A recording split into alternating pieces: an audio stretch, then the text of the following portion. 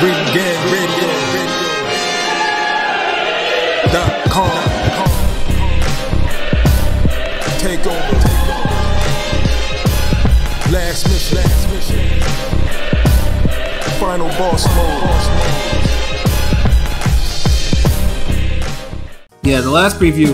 Now this one has been more. It's not. This is. I know sometimes been doing this all year, but this one I think might low key have some fades. You know, that might go down. Of course, none other. The main event is none other than the legendary Nonito Donaire.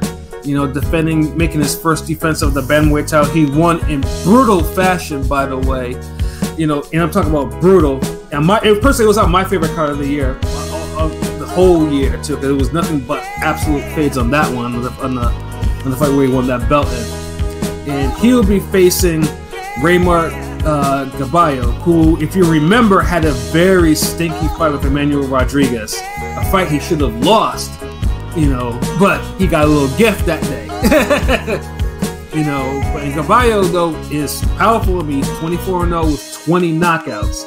So basically, Donaire has been turning back the hands of time. You know, I mean, personally, I thought he was done. I think most of us thought he was done after the monster fight, because, you know, if you've never seen the fight before, you know, you've probably been under a rock. You know, I praised y'all thought he was done. Remember, I picked him to beat what's that dude? O'Bali, yeah. O'Bali. Yeah. Mr. O'Bali. Yeah. And Donaire knock him out, actually. Shit. Yeah, and he beat the shit out of that cat too. But it was just like, god damn, like, how many times he could pull a rabbit out of his hat? But Donaire is 39 years old, and he's a unicorn because there's no such thing as an old fighter in these lighter weight divisions. Like, usually when they get that old and they're still fighting, they become food. And Donaire is still, you know, he's still getting his, you know, second, third, and fourth helpings on the table. You know, like no one's telling him not to eat no more. So it's like dudes that done beat him already like out of the game. Exactly, or they're non-factors. You know, like Frampton is a non-factor. It might be. Frampton became a non-factor this year, though. Like, dude, I give a break on Frampton. Walters. But Walter has been out the game for years. Yeah, Magdaleno is pretty much been non-existent. You know, it's like, yeah, he's been done. And Rigo, you know what? I even give Rigo a chance because at least Rigo. You know what I'm loving about these this year? There's clearly a generation of listeners who have no idea who you're talking about. That's what makes it even funnier. They'd be like, who are these names again? Because how we know how people follow boxing, they don't follow the certain divisions. Can you give a little bit more explanations about the people you're naming about, or what they did, so they know? Well, some of them are. I mean, Rigo is still, you know, Rigo's actually still been applying his trade, but, you know, I think Rigo probably killed his draw again against Casemiro. Oh, if you would have just caved in Casemiro's face. Damn you, Rigo. Yeah. He could have. Yeah, and Frampton, like I said, like LB said, Frampton was just made obsolete this year, you know, against Jamel Herring, you know, and of course I put that as like the chickens came home to roost for him, like, you know, karma, you couldn't escape that karma, Carl Frampton, you know what you did, that's why you got knocked out. I guess, I mean, it's not like that was his first loss, but, you know, niggas be loving these fucking racist ass damn Cubans, boy. I tell you, niggas be hoping and praying for. Whoa! That doesn't apply to Rigo. That doesn't apply to Rigo. Niggas don't give a shit about y'all. Niggas stay caping for some goddamn Cubans. Yeah, see, Rigo, like, I sympathize for Rigo because he legitimately was railroaded by politics. That motherfucker was bored the shit out of me. Yeah, but that Casemiro fight. Didn't we have like a back to back where you guys and Rigo like put the whole boxing world to sleep? This summer. Oh, come on! That shit was like Sleeping Beauty. Like the whole kingdom just got covered with thorns. The boxing ring just had like all types of fucking thorns over it. Like everybody go to sleep. Like these niggas. Oh wow! I mean, Rigo, like I said, funny things too, Rigo has it in him to knock people cold because he's an elite puncher. But I don't know his amateur temperament never really truly left him. it's hurt his pro career a lot. Elite scary. Yeah, you know, it's a shame. But yeah, no, yeah, Donaire has outlasted a lot of people. Let me say, convert this. Like, it's still really scary. It's like maybe his finishing instinct is a little bit lacking. He's getting older and he's chinny too. That's the problem. Regal, for all his skills, is chinny as fuck. I think it's probably the reason why. Like, because remember his first couple of PBC fights, dude was out there warring. You know, dude was out here taking some serious punches, but his power was bailing him out. Yeah, I'm just like going out of my side of like the little stand of me. I'm like, let's not turn him to a meme that LB's trying to do. Well, you have to remember though, LB don't like. I mean, you have to be a certain type of Cuban that he'll I give him the props. Because I don't do no bend over backwards caping for these niggas like y'all be doing. Like, well, no, not me, bro. Like, Casemiro. At least Laura, like, he be getting rid of them damn jobbers he be fighting at the dog park. I'll give him that. Yo, is that your puppy? Fuck your puppy. You know what I mean? See, that's the thing. I try to give everybody their props. I go hard on people I criticize, but I give you your props. Like, yo, that puppy museum did it to that chance to get you, dog. That dog. Yeah. I never understood how Laura used to pop large, like huge ratings fighting these niggas in dog parks like that. I never understood. Yeah, like I really want to go to Gulfstream Park to see him race. Run. The main reason why he popped on the market is when he knocked out what's his name, Hearns kid. Ronald Hearns. Yeah, when he knocked out Hearns kid, that's where he started popping up. Yeah, like then afterwards, it depended if you like Cuban boxes or not. As we already know, people have lines. Yeah, I mean, not everyone is Joel Casamayor, you know, who was a fighter. Thank you. You know, best Cuban boxer in my book. Hall of Famer to me. Like, there yes, you sir. go. Yes, sir. You know, so, but it's like saying though, yeah, Donaire's career has spent that long, so it's gonna be like, you know, it's like when's it actually gonna come to a halt? Because like I said, dude has survived some defeats, some brutal fights, some near losses, and he's still honestly can tell you is what I think he feels should be his end, and I'm willing to bet you. Joshua O, yes, Frank Sanchez was born on Fury Wilder 3 undercard 2. Thank you. Oh my god, yeah. I forgot all about his boring ass. Thank you. Yeah, shout out to Joshua O. Yeah, that was the only time I was pissed because like I was like, dog. Like first I was pissed at F.A. Ajaba for not wanting to win the fight. Like, dude, just yeah. I thought it was gonna be a better fight than it was, definitely. Yeah, but I could. The only thing I guess I would say, just going back to the topic, with the way Donaire is approaching, I guess he might be approaching. I don't think he is. He wants to see if he can go against it. Everybody is assuming that Monster. I mean, the first time I felt Monster was kind of a way to say like you're closing in at the end. He wants to guaranteeingly see it's like, can he just stop him? I mean, right now, you see Monster. Like, if you've seen Monster's training videos right now, Monster seems like he's starting to really peak right now. Like, dude is prime right now. Like, I will come back with this. Is like, if you've been, depending on how long you've been watching, he's been doing that forever. So no, I think it's like, I know he's been doing it forever. Like, dude, dude is. Yeah, but it's the sparring. It's the caliber of sparring partners he's doing that with now. Like you've been following Monster. He's been beating up everybody in sparring like for years. Like, no, that's no cap. But now he's treating them world champions like jobbers. Yeah, he's like Kosei Tanaka. Like, that was the clip I'm referencing. And he's out here just like he's nothing. He manhandling him. And that dude is, a talent too. You know what I'm saying? Like, yeah, Monster at the point. Monster is dangerous right now, super dangerous. So that's why I was like, if a rematch ever happens between Donaire and Monster, Donaire might actually be KO'd. Like, he ain't gonna absorb another 12-round fight like that. He's gonna get KO'd. Yeah. Man, that's where so fucking hard in a rematch against Monster. Like, I would hate to get hit with one of them damn left hooks. Yeah. I know. That's what I'm saying. Like, that's what I said. The way Donaire is approaching it, I think he's approaching it the way he thinks that Donaire might be the one guy who's gonna guarantee make him like retire or stop. Yeah. That's what you can tell he's approaching it. But the other thing too is like, yes, he's going up against a lot of the guys. It's like, I guess we should also specify like, what were the things that Donaire Monster ran to with Donaire that he might be trying to do with the sparring partners? Because there were a couple things during the fight that Donaire pulled off.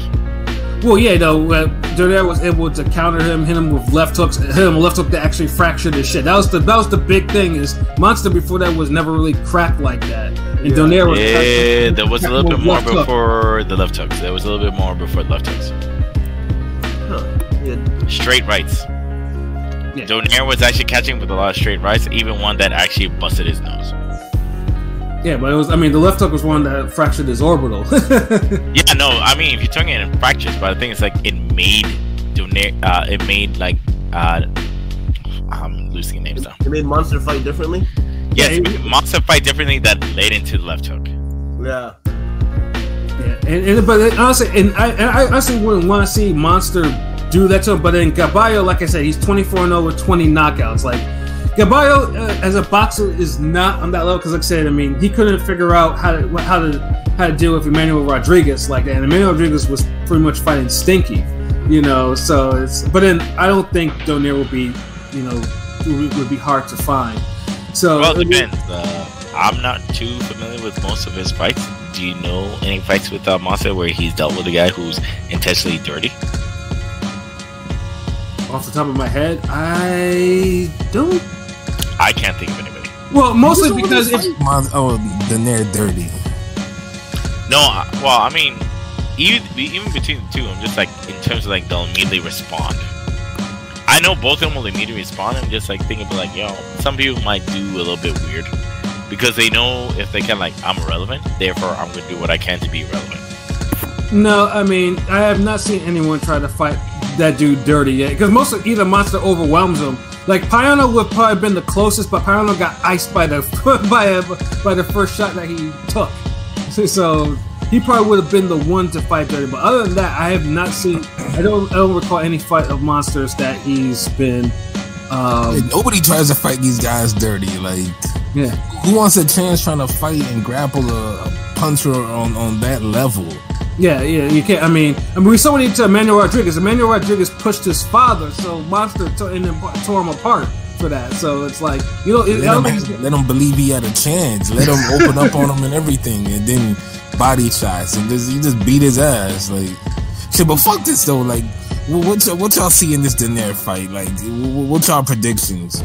I'm gonna go, and this is an undefeated fight too, but I think Donaire's gonna get him out of there in 5. Oh, so Donaire's back then, huh? Oh, okay. LB's got that straight back. It's just like, oh, remember when you shot on me before? A pilot? I think Donaire wins a close decision. Oh, you think? He's back then. Yeah. Well, I mean, shit. He knocked dude out his last fight, so. Yeah, I think Donaire still got. I mean, you know, us Filipinos don't age that. You know, don't age like that. You ain't picked that nigga last time though. Don't give me that Filipino shit. Say that damn countryman shit. You ain't picked that nigga last time. But I picked Donaire this time. Pare is a little bit different this time. Talk about a little bit different this time. We're both Filipinos, so you can't go wrong. But I'll pick the older cat. I'll pick Donaire. Right. By like 116, 112. Damn, pilot, speak up, yo, fuck. 116, 112 for Donaire. Okay. P, what about you? As tired as I am of Donaire and his Karen ass wife, I gotta say, Yeah. I gotta say Donaire in 8 rounds. There we go. You know what I'm saying? So I mean, the magic continues. There's still some country left for old men.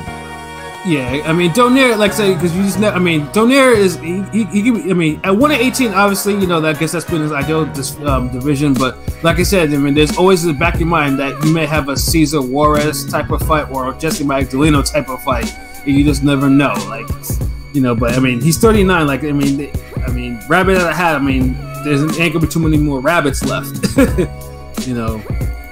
So, I mean, I'll give it, but yeah, Gaballo, off the strength of the fact that he really should have lost to Emmanuel Rodriguez, I'll give it to Donaire to actually try to knock him out. And they're going to knock this dude out by like in the 4th, maybe 5th. Yeah, he should. It's gonna be brutal too. That left hook that left hook will probably be singing in this fight. Like the left hook, right hand, every fucking hand. Yeah. And as I mentioned before, I'm not gonna go too much into it. Like, there are 2 other fights on there. You know, you have Brandon Lee versus Juan Heraldez. You know, and that's gonna be a knockout right there. Because Brandon Lee, if you ever see that dude fight, dude's 23-0 with 21 knockouts. Like, dude be putting away some jobbers. You know, if you watch Showbox, it's time for him to step it up, though. I feel like he's been having the same fights. Like, he's the Asian Joey Spencer now. Right? Yeah, I mean, Juan Heraldez, Heraldez, he's only known for getting knocked out by Prograis in his last fight. I mean, I expect the same, you know, but yeah, you're right about that. Brandon Lee, I think it's time for a step-up fight for real for him.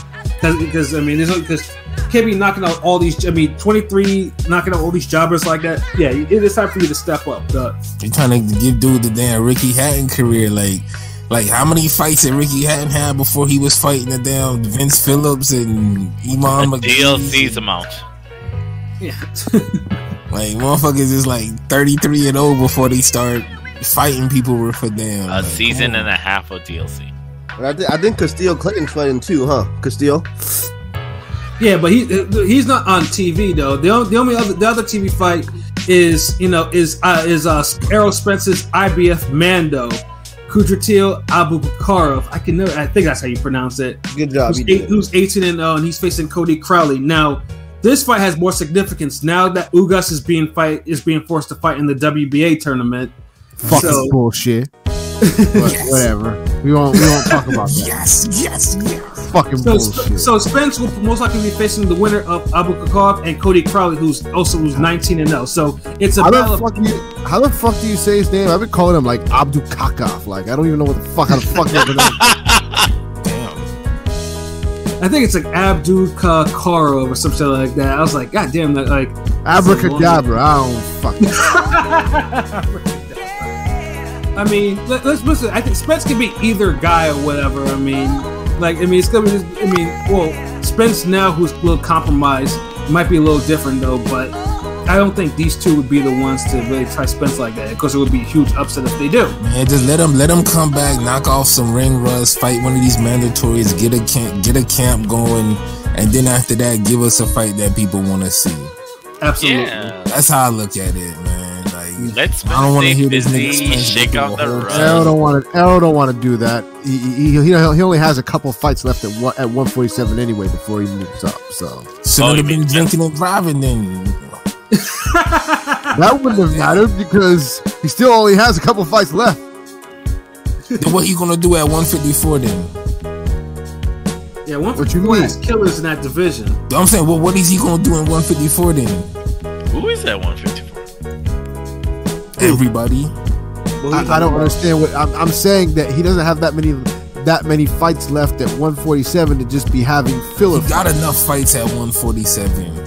Who, Spence? What the fuck is he gonna do at 154? Spence?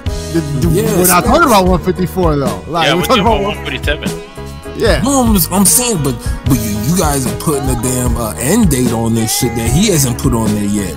No, I'm literally quoting him. Last year, he said he has 3 fights left at 147. That's 3 whole fucking fights. And I think that was with PBC. And that was before the Danny fight. You know what PBC welterweights, you get one significant fight from these niggas a year. So that legit sounds like Pokemon at this point. I'm gonna lay down. So y'all talking about fights that's gonna happen at 2024. Well, I mean, I Can't know stay he's up pretty that. He active. can't stay at 147 that long. But you're talking about 2 more fights. I know his goal. he'll His fight goal more was to times. become These unified, niggas right? fight once a year. His goal was to become unified, but that's probably never. I mean, It's only been once a year 'cause he's been hurt. No, That's No, only it's because he's about been hurt. unification. We just care about the Terrence no. Crawford fight. What LB is saying is that absolutely correct because if we consider it on average how these fighters fight, they do not fight as frequently as we think they do. It's usually once a year or twice a year. So he's not wrong with the numbers. No, he's well, thinking. no, but he's been fighting once a year because he's been hurt. You can't plan like nobody And plans whose to be fucking hurt. fault is that? But it's not something you don't plan on being hurt. It just happens. Bullshit. All the niggas be shitting on Thurman be planning on this nigga to be hurt, injured, sick, doing all types of shit. I don't. Okay, the only time I'm gonna hop in where I say like at least for Spencer that brief moment, I can't remember when that accident happened where he got in the car accident. Yeah, it was right. It was shortly right after the Porter fight. It was definitely like. It was How like long? No, what specifically? How long ago was it? That's what I'm trying to figure out. 2 years ago. 2019. It was the end of 2019, Okay, that's a while. like November. That was a while. Yeah, look how many times he fought since then. Well, he came back the next year in 2020. Fought once, understandably because of the whole car accident, and then At the end of the whole fucking year, and they kept feeding this. Oh, I'm fine. To only fight in like what, December? Yeah, like I said, I mean, Spence. Like I mean, if Spence is gonna be Spence. If he's gonna be leaving 147, then he has to leave it where there's like he has to close business, and like I mean, he has to make sure he wraps up his business at 147 because, like I say, what the fuck? You can't just jump to 147. Which is a Because I'm like- Crawford fight or a Yeah, Thurman fight. because honestly, like at 147, I'd be like, if Crawford's not in your destination, just move on. But No, this I is- still see Spence. I'd still want to see Spence and Thurman. How come? Like, I don't care Out of about him curiosity, I just unifying had a genuine with fucking curiosity. with the Ugas. You know, And if Ugas want to Spence fight so bad, drop the belt and see if he gets that fight. But he won't because no one wants to see that fight, and that's his only bargaining chip. right? So And then just do what Spence, you're fucking told and fight your goddamn mandatories. and Spence has to fight his too because he has 2 belts and he has They already had it penciled in for February. Damn fucking WBA. I don't want to talk about this. Then how come you don't have a fight penciled in right now? Because PBC got all these the niggas to fight was penciled in because they were supposed to fight each other. That's what it was So supposed. how come they ain't replaced the fight yet? Hold on. That we know you guys gonna have to do this tournament for like months Hold ago. on. I'm getting lost in the conversation of who should fight who for this conversation. All I'm saying is, look, if Spence is supposed to be coming back early, he should have an opponent by now, regardless of what the WBA is making you Ugas do. Okay. Right. But Speak. in reality, he's not gonna come back early because all the fights are getting announced early for next year. They're getting announced right now. So he got like a few more weeks before we hear of February. But the February thing was announced a while ago before the whole WBA tournament thing kind of came into play. Like that makes it even worse. He's had no, mad they were time. they were doing it at the same time. Like it kind of just happened at the same time, and then Spence was pissed about it. It's like I'm trying to fight for a belt. So it sounds like Spence ain't gonna fight nobody until like the fucking summer then. Yeah. So now, Not so necessarily- I mean, I don't know, but he wants. I mean, that's what it looked. That's how it always gonna look like. He wanted to fight for a belt. Spence wasn't gonna fight this nigga in February. That was just wishful thinking. right. It was penciled in. Like I know you said it was penciled in. I'm saying it was still wishful thinking. Hey, one sec. Pat, what you trying to say? Yeah, I was about to say, like saying that's why Abu Kakarov and Cody Crowley. That's like saying whoever wins between those two on Saturday night, that's who Spence is going to face. That's why they haven't announced. They're waiting for that fight to go down because Abu Kakarov is the IBF man. And ironically, that if they announce that fight, the winner of that fight, a week or two, ever, you still can make that fight for February, early March or whatever, late February. Possibly, yes. Which Ugas could still fight his mandatory, whatever. If these guys fall more than once a year, because then he's got to fight complaining about Butaev this as shit. well. He's got to fight Butaev as well. It's the fucking stupid. Good for him. Shit, that's what he did. You trying to fight Abel Ramos and then Fabian Maidana. Like this is like PJ. What I'm trying to say, like they're too focused on Ugas because they don't like Ugas, and I get it. But like my point is that this isn't even about Ugas. Like I'm trying to see unification and get the division move forward. I don't care about unification fights between guys that I only like one fighter and not the other one. See, the bias sets in. I don't give a damn about this. I'm being straight. Bias is normal. I'm just like he's not. Because I was telling them before, PJ, when Lara did the same thing with Murata, because he wanted to fight Murata to consolidate the WBA belts, the WBA said no and let the unification fight go through. Because they know Lara was pump faking. Look, Lara's had a name and ability. He could have moved up and fought something 160 years ago. LB, one sec. Let P finish.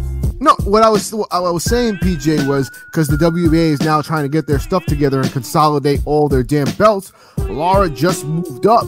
He's a mandatory. He wants to consolidate the interim, whatever. He wants to consolidate that belt at 160 and fight Murata. Mind you, Murata hasn't fought in 2 years. He was the regular champion and got upgraded to super champion, where he didn't even fight for the belt. And then he gets a unification fight with Golovkin that they've been planning forever, that was just officially announced before it got canceled. And Lara wants to get in on the action, and they're like, no. Now they're essentially doing the same thing, the opposite, with 147 with Ugas. When he's trying to get a unification, it's like, where's the consistency? The consistency. The consistency. If Lara wanted to fight at 160, he could have just went straight to Golovkin and fought him. But he did it. That's the problem. He just got up Niggas to is trying to get easy wins. He was at 150 regardless. He was at 154 still. He just got up. He just fighting how many jobbers? Okay, LB. One second. I would add an asterisk to say that is a problem. It's a problem because everything what Elvis is talking about, it's multiple problems. I'm just like, you have to look at where you want to strike through and where to go from there. All I'm saying is, niggas is trying to pick and choose to get little easy fights. Lara got a name where he could have been fought Golovkin if he wanted to make an impact at 160. But he's not fighting Golovkin. Like, this has nothing to do with Golovkin. This is about Murata. That's the whole point. Golovkin doesn't hold a WBA belt. Golovkin doesn't hold a WBA belt. Murata does. He's fighting. That's not the point. It is the point. That's my point. Your point don't make sense. It does make sense. Who cares about a Murata Lara fight? It does, but the point is, they want to fucking Lara fans. Let P finish. It's not even about Lara. It's not even about. Who would you rather see? What fight would you rather see? Lara versus Murata, or Murata versus Golovkin, or Lara versus Golovkin? Who you? I would rather see a unification in both terms. Like, that's what I'm about, the unification part. So I agree with them not letting Lara get the fight to consolidate the belts, because in my mind, unification. All I know is, look, they stopping 2 Cuban boxers from trying to change. I'm gonna hop in one motion here. That's the only consistency. I'm gonna hop in one moment where I'm gonna say this. For Lara, even though his escapades even went south and things like that, there should have been a point where he should have had a chance to have some title shot at some point. No, not really. No, really? Why? No, Lara. Ever since the Cassania fight, Lara hasn't done shit. So no, I mean exactly. You mean as of late? This is big man. Pat sees the bullshit. No, I'm glad he didn't get the fight, because I would rather have a unification fight. The same way I'd rather have a unification fight at 147. That's called consistency. Am I mixing up title fights or unifications? What? What'd you say? All I'm saying is, if you wouldn't stop Ugas, he would be fighting the Fabian Maidanas of the world and the Abel Ramos. No, and I understand that. I get that. But it's like the only thing I could say is, okay, making them fight 2 back-to-backs, okay, that's the only thing I agree with you on. That I'll meet you halfway on with, okay, fighting Stan Jonas and Butaev back to back, 2 mandatories in a row. Okay, that's a little bit much, but that's how far as I'll go. Okay. Roosters came on the same way y'all try to hype up this. Well, Frampton, you know, he was ducking Rigo, so he got knocked out at the end of his career.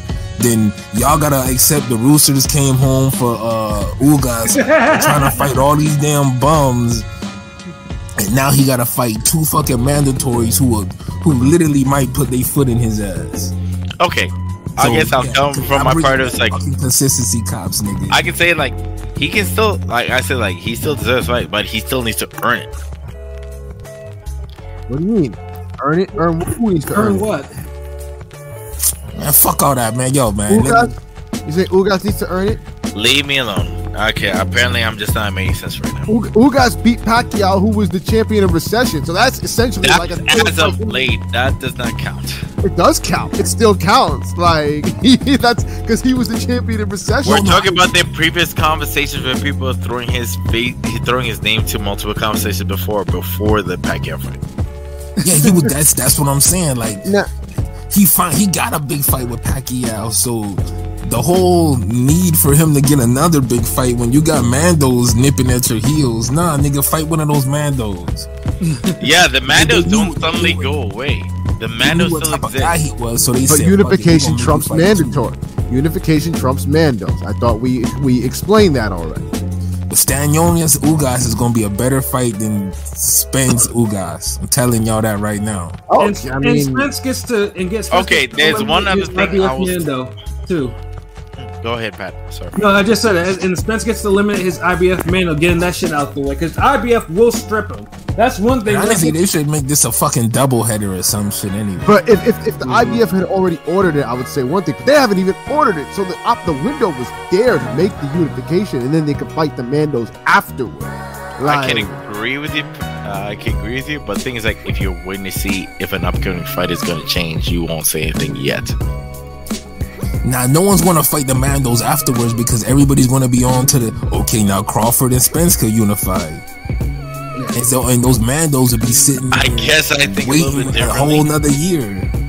I guess I think differently when it comes to fighting games. I was just like, oh wait, I'm like, you guys are still on the way up. I still want to beat you till I get up there.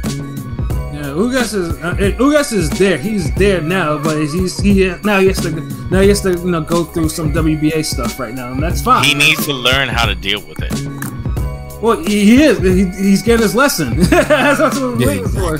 Much needed lesson. You know what I'm saying? Yeah. So like.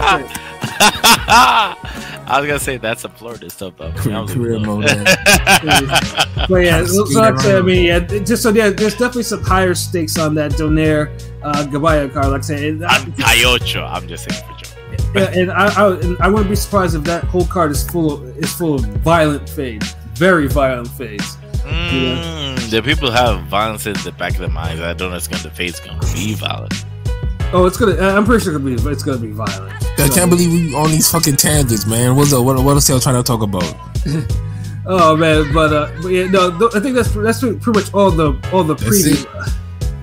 Who Sophia Shop? What is FYI? What the hell does that mean? I think somebody's trying to spam us because that same comment was up earlier by. Yeah, I just see that shit. Like, disregard that. Yeah, I'm just gonna block user, bro. Like, nah, like I was just gonna ignore him. It just means more attention. Yeah. If I see nonsense and FYI, I'm like, fuck out of here. So you know what I'm saying? I was gonna say foolishness, then it's gonna be a wrap for an African person. If it's foolish, yeah, it's over. Yeah, well, I'm African and it was foolish and it's over. Yeah, it's over. It's over right away. If it's foolish, it's over. Shit.